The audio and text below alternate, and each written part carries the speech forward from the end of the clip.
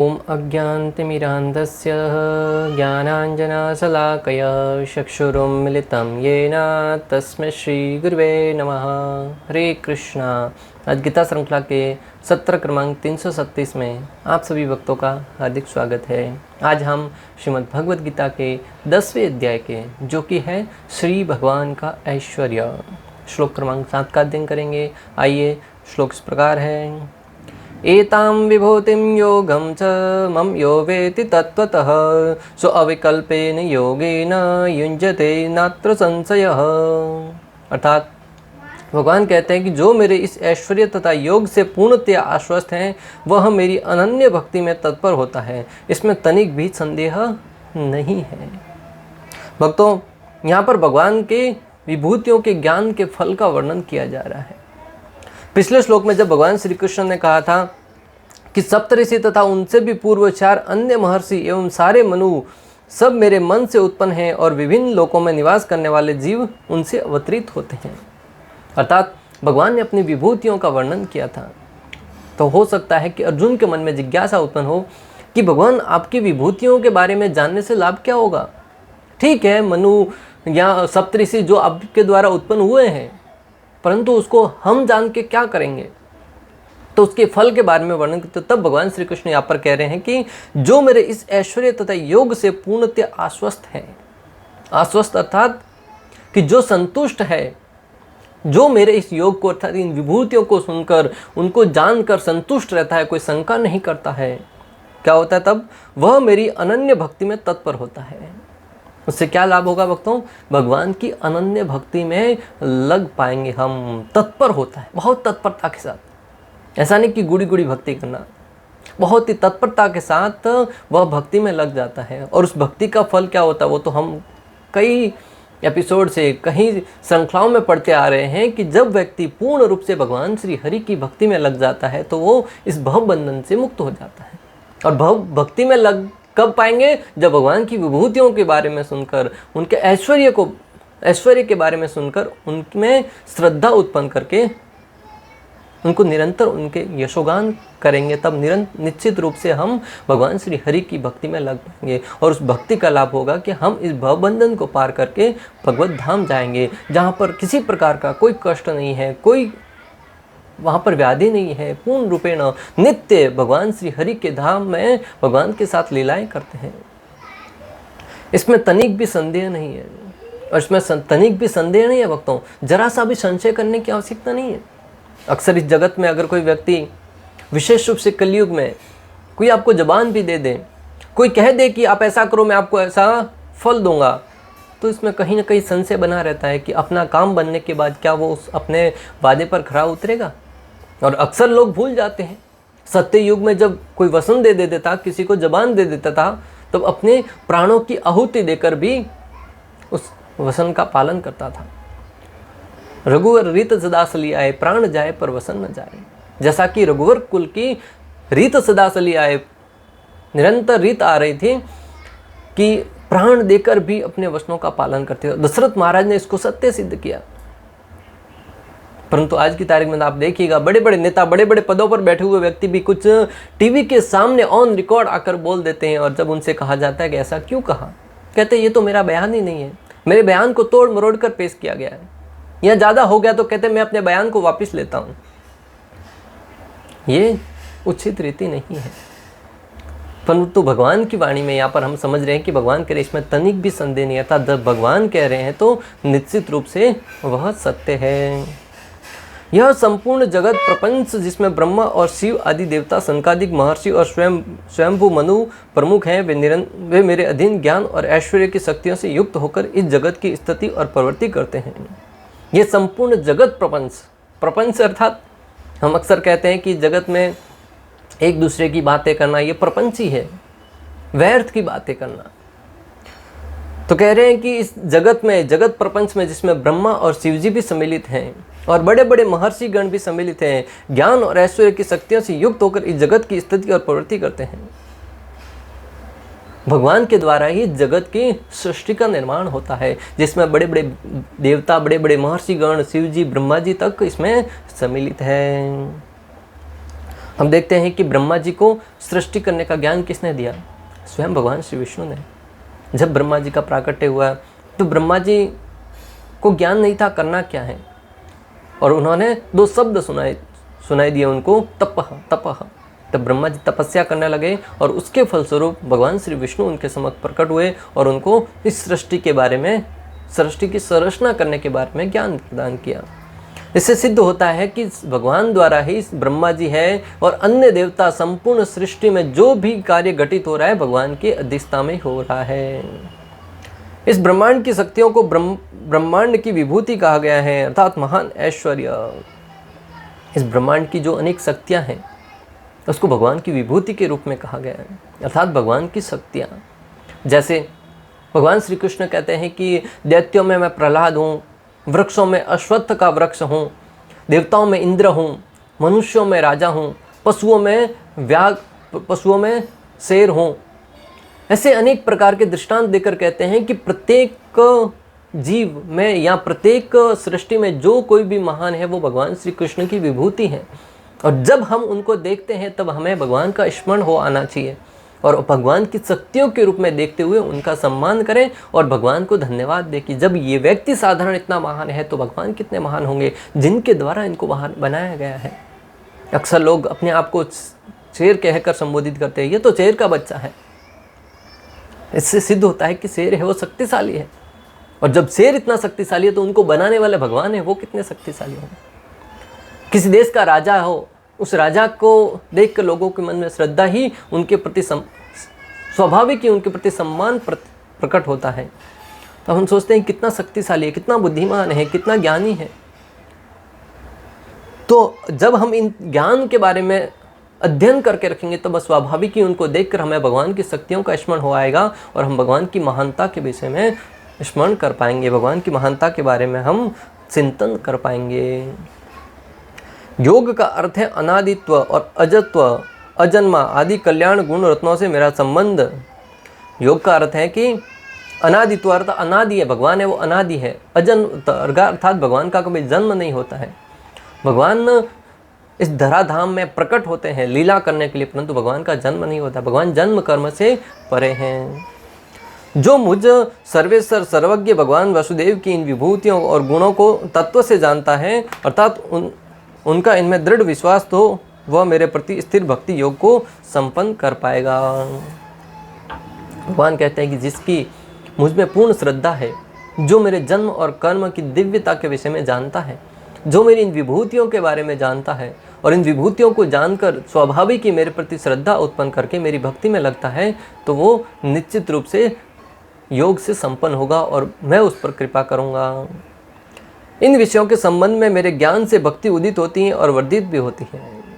बहुत महत्वपूर्ण बात करता हूँ। इस विषयों के संबंध में जो ज्ञान अर्जित कर लेता है उससे क्या लाभ होगा कि उसके अंदर भक्ति का वर्धन होगा, अर्थात भक्ति बढ़ती जाएगी। जिस प्रकार एक पौधे को हम जल डालते रहते हैं तो वो दिन प्रतिदिन बढ़ता जाता है, उसी बात ही अगर हम निरंतर भगवान की विभूतियों के बारे में श्रवण करते रहेंगे तो हमारी भक्ति है वो वर्धित होती जाएगी और भक्ति लता बीज है वो धीरे धीरे बढ़ता हुआ सारे ब्रह्मांडों को पार करता हुआ एक दिन गोलोक धाम को स्पर्श करेगा और गोलोक धाम को भेजते हुए भगवान श्री कृष्ण के श्री चरणों को स्पर्श करेगा। तब निश्चित रूप से हम इस भवबंधन से मुक्त हो जाएंगे। भक्तों, आध्यात्मिक सिद्धि की चरम परिणति है भगवत धाम। और भगवत धाम क्यों जाना है? क्योंकि आध्यात्मिक सिद्धि की चरम परिणति अर्थात आध्यात्मिक जगत में जितना प्रगति करेंगे उसका चरम लक्ष्य है भगवत धाम। मात्र हमें अनेक प्रकार की सिद्धियां प्राप्त करके, यहाँ पर अलग अलग प्रकार के कर्तव्य दिखाकर, यहाँ लोगों की वाहवाही लूटकर, यहाँ ओछा ज्ञान छोटा मोटा ज्ञान प्राप्त करके दूसरों के सामने हमारी ऐश्वर्य का बखान करके हमें यहाँ पर सस्ती प्रशंसा के लिए भक्ति नहीं करनी है। हमें भक्ति करनी है भगवान के धाम में जाकर भगवान की सेवा प्राप्त करने के लिए। उस अवस्था में जीव है वो नित्य मुक्त होकर नित्य आनंद में अवस्था में रह पाएगा। जब तक कोई भगवान के विभिन्न ऐश्वर्यों के प्रति आश्वस्त नहीं हो लेता तब तक भक्ति में नहीं लग सकता। हम देखते हैं कि अक्सर लोग भक्ति में आ जाते हैं, कुछ समय तक दूसरों को देखा देखी भक्ति करते भी हैं, परंतु निरंतर श्रवण नहीं करने के कारण, भक्तों का संग नहीं करने के कारण कुछ समय के उपरांत वो भक्ति से च्युत हो जाते हैं, अर्थात उनका पतन हो जाता है, गिर जाते हैं। कारण निरंतर पोषण नहीं हुआ भक्ति का। तो फिर पोषण कहाँ से होता है? श्रवण के द्वारा, कीर्तन के द्वारा, भक्तों के संग के द्वारा। अतः हमें अगर भक्ति में प्रगति करनी है, आध्यात्मिक जगत में प्रगति करनी है, तो आवश्यक है कि हम निरंतर भगवान श्री हरि की कथाओं का श्रवण करते रहें, भक्तों के संग में, और भगवान की लीलाओं का यशोगान करते रहें। जैसे जैसे हम भगवान की कथाओं को श्रवण करते जाएंगे, हमारा हृदय धीरे धीरे शुद्ध होता जाएगा, और शुद्ध हृदय में भगवान निवास करेंगे। और जब भगवान निवास करने लग जाएंगे, उस अवस्था में व्यक्ति चाह कर भी गलत रास्ते पर नहीं जा पाएगा। सामान्यतः लोग इतना तो जानते हैं कि ईश्वर महान है, किंतु यह नहीं जानते कि वह किस प्रकार महान है। सामान्यतः लोग, सबको पता है कि ईश्वर महान है, सबका मालिक एक है, सब लोग कहते हैं सबका मालिक एक है, सबसे महान है ईश्वर, परंतु किस प्रकार महान है उसके विषय में पूछा जाए तो किसी को नहीं पता। जैसा कि हरिनाम के विषय में भी लोगों को अक्सर आपने कहते हैं ना हम, कि हरिनाम है वो सबसे ऊंचा नाम है। सब लोगों को पता है कि हरिनाम से ऊंचा कोई नाम नहीं। और प्रत्येक व्यक्ति के मुख पर, रामायण का एक बहुत ही सुंदर प्रसंग है, सौपाई है, वो हमेशा मुखमंडल पर ही रहती है। जब किसी को कहा जाए कि हरिनाम का जप कीजिए, भगवान श्री हरि के नामों का जप कीजिए, तब वो अक्सर कहते हुए सुनाई देते होंगे आपको, कलयुग केवल नाम आधारा, सुमिर सुमिर नर उतर ही पारा। कि इस कलयुग में भगवान का नाम ही आधार है, केवल नाम सुनने से, जपने से मानव भव सागर को पार कर जाता है। और हरिनाम जप करने की विधि है, वो देश काल पात्र किसी पर निर्भर नहीं करती। आप किसी भी देश में, किसी भी काल में, किसी भी परिस्थिति में हरिनाम का जप कर सकते हैं, कोई नियम लागू नहीं होता। ये सब लोगों को पता है कि कलयुग में केवल नाम आधारा है, परंतु उनसे पूछिएगा कि आप कितनी माला करते हैं, कोई उत्तर नहीं होगा। अगर थोड़ा बहुत घमंडी है सामने वाला व्यक्ति, तो यह कहकर इस प्रश्न को टाल देगा, हम तो मन में करते हैं, परंतु करता कितने हैं मन में, वो मन में ही जाने, भगवान ही जाने। एक बार भी भगवान के नाम का जप नहीं करते, परंतु सबको पता है अक्सर कि कलयुग के लिए हरिनाम है वो ही सबसे महत्वपूर्ण है। उसी भांति सब लोगों को पता है कि भगवान महान है, परंतु किसी को ये नहीं पता कि किस प्रकार महान है। अगर भगवान की महानता के विषय में जानना है, तो हमें भगवान श्री कृष्ण द्वारा बताई गई भगवद गीता के माध्यम से, श्रीमद् भागवतम के माध्यम से, जब हम भक्तों के संग में रहकर निरंतर कृष्ण कथा का श्रवण करेंगे, तब हम भगवान की इन विभूतियों के बारे में श्रवण करेंगे, तब हम जान पाएंगे कि भगवान किस प्रकार महान है। प्रतिदिन सूर्य उदय होता है, सूर्य के तेज को देखकर हम कहते हैं कि सूर्य है वो किस प्रकार महान है, पूरे जगत को प्रकाशित करता है। परंतु जब हम शास्त्रों द्वारा अध्ययन करेंगे, तब पाएंगे कि सूर्य मात्र भगवान श्री कृष्ण की एक शक्ति के रूप में है। जब भगवान की शक्ति, एक सूर्य इतना महान है, तो भगवान कितने महान होंगे। इसे समझने के लिए हमें शास्त्रों का सहारा लेना पड़ेगा, अत्यंत नित्यंत रूप से लेना पड़ेगा, अत्यंत आवश्यक है। परंतु लोगों से पूछो कि अगर कोई व्यक्ति अपनी इंद्रियों को भगवान की सेवा में नहीं लगाता, तो उसकी तुलना मृत व्यक्ति से की जाती है। अगर हम अपनी इंद्रियों को, अर्थात आँख, कान, नाक, जीवा, त्वचा, इन सब को अगर भगवान की सेवा में नहीं लगाते हैं, तो मनुष्य वो जिंदा मृत्यु के प्राप्त होने के समान है। जिस प्रकार एक शव को आप कितने ही अलंकारमय आभूषण पहना दो, परंतु कोई लाभ है, कोई लाभ नहीं। उसी प्रकार इस शरीर को कितना ही सजा दो, कितने ही अच्छे अच्छे आभूषण पहना लो, अगर मुख से हरि नाम नहीं निकलता है, अगर हम अपने इस इंद्रियों से भगवान श्री हरि का यशोगान नहीं कर पा रहे हैं, भगवान श्री हरि की सेवा नहीं कर पा रहे हैं, तो फिर ये जिंदा शरीर है वो मृत्यु के समान है। अतः हमें चाहिए कि हम निरंतर भगवान श्री हरि के नाम का जप करें। एक समय की बात, एक बार एक गांव में किसी की मृत्यु हुई, अर्थी लेकर जा रहे थे उसको शमशान घाट पे जलाने के लिए। तब रास्ते में एक व्यक्ति अपने बच्चे के साथ वहाँ से गुजर रहा था। सब लोग बोल रहे थे, राम नाम सत्य है, राम नाम सत्य है, राम नाम सत्य है, अक्सर बोलते हैं। तो उस बच्चे ने अपने पिता से जिज्ञासावश प्रश्न किया कि सब लोग बोल रहे हैं, परंतु जो इस अर्थी पर लेटा हुआ है, जो सोया हुआ है, वो नहीं बोल रहा है राम नाम सत्य है, इसका क्या कारण है? सब लोग पैदल चल रहे हैं, उनको तकलीफ हो रही है, फिर भी वो बोल रहे हैं, और वो आराम से सोया हुआ फिर भी नहीं बोल पा रहा है। तब उसके पिता ने कहा कि वो व्यक्ति मर गया है, वो व्यक्ति मर गया है, उसकी मृत्यु हो गई है। तब बच्चे ने समझा कि जो व्यक्ति राम का नाम ले रहा है वह तो जिंदा है और जो नहीं ले रहा है वो मृत्यु को प्राप्त हो गया। फिर वो चलते चलते गांव में आया, गांव में देखा लोग कोई राम का नाम नहीं ले रहा था। तब अपने पिता से कहने लगा कि ये लोग मर गए क्या, ये लोग राम का नाम नहीं ले रहे। भक्तों, सिद्धांत सीखने वाली बात यह है यहाँ पर कि जो प्रभु श्री राम के नाम का जप करता है, प्रभु श्री राम का नाम ले रहा है, उसे तो जिंदा समझना चाहिए। अन्यथा व्यक्ति जिंदा रहकर भी मात्र मृत देह को धारण किए हुए हैं। जैसा कि भागवतम में वर्णन आता है, एक लोहार की धौकनी है, वो भी श्वास तो लेती है। मनुष्य लेता है, इसमें कौन सी बड़ी बात है। लोहार की धौकनी होती है, वो भी श्वास लेती है। मोर का पंख होता है, उसमें भी आंख होती है। इस प्रकार शरीर के अलग अलग अंगों का दृष्टांत देकर बताते हैं कि जब उनमें भी वो सारे के सारी गतिविधियां हैं जो एक मनुष्य के शरीर में है, तो फिर अगर मनुष्य राम का नाम नहीं ले रहा है तो मृत शरीर के समान है। अतः भक्तों, यहाँ से हमें सिद्धांत सीखने वाली बात यह है कि हम निरंतर प्रभु श्री रामचंद्र भगवान श्री कृष्ण के नामों का जप करें, गुणगान करें। हरे कृष्णा कृष्ण कृष्ण हरे हरे, हरे राम राम राम हरे हरे। यहाँ पर उसका विस्तृत विवरण दिया गया है। जब कोई यह जान लेता है कि ईश्वर कैसे महान है तो वह सहज ही शरणागत होकर भगवत भक्ति में लग जाता है। और उसका विवरण यहाँ पर दिया गया है कि जब वो भगवान की विभूतियों के बारे में जानेगा, सुनेगा, समझेगा और ये हृदय में विश्वास कर पाएगा कि भगवान किस प्रकार महान है, तो स्वाभाविक ही वो भगवान श्री हरि की भक्ति में लग पाएगा। भगवान के ऐश्वर्यों को ठीक से समझ लेने पर शरणागत होने के अतिरिक्त कोई अन्य विकल्प नहीं रह जाता। जब कोई व्यक्ति भगवान के ऐश्वर्यों को सुन लेता है, भगवान की महिमाओं को सुन लेता है, तब उसको एकमात्र भगवान की शरणागति लेने के सिवाय कोई रास्ता नहीं बचता। जब अर्जुन ने भगवद गीता के माध्यम से भगवान श्री कृष्ण की विभूतियों के बारे में, भगवान श्री हरि की महिमाओं के बारे में सुना, समझा, तो अंततः अर्जुन भगवान की शरणागति लेते हुए कहता है, बोलो कृष्ण, मुझे करना क्या है, मुझे आदेश दो। ये परिणाम होता है भक्तों भगवान की शरणागति लेने का, कि जब हम भगवान की विभूतियों के बारे में सुनेंगे, श्रवण करेंगे, निश्चित रूप से हम स्वाभाविक ही हम भगवान के दास होने के नाते भगवान की शरणागति स्वीकार करेंगे। अगर हम भगवान की सर्वशक्तिमता और सर्वदयालुता को नहीं समझते हैं तो शरणागत नहीं हो पाएंगे, क्योंकि अगर वह शक्तिमान है पर दयालु नहीं है तो वह खतरनाक हो सकता है। जब हम भगवान की सर्वशक्तिमता और सर्वदयालुता के विषय में सुनेंगे तब स्वाभाविक ही उनकी शरणागति लेंगे। हो सकता है कोई व्यक्ति शक्तिशाली हो, परंतु अगर दयालु नहीं है तो वो खतरनाक हो सकता है। जैसे हिरण्यकशिपु, रावण, कंस बहुत शक्तिशाली थे, कोई भी व्यक्ति उनके सामने टिक नहीं पाता था, परंतु शक्तिशाली होने के साथ साथ दयालु नहीं थे, हृदय में दया नहीं थी भक्तों। आज भी ऐसे अनेक लोग हैं जो आए दिन अनेक जीवों के निर्मम तरीके से हत्या कर देते हैं।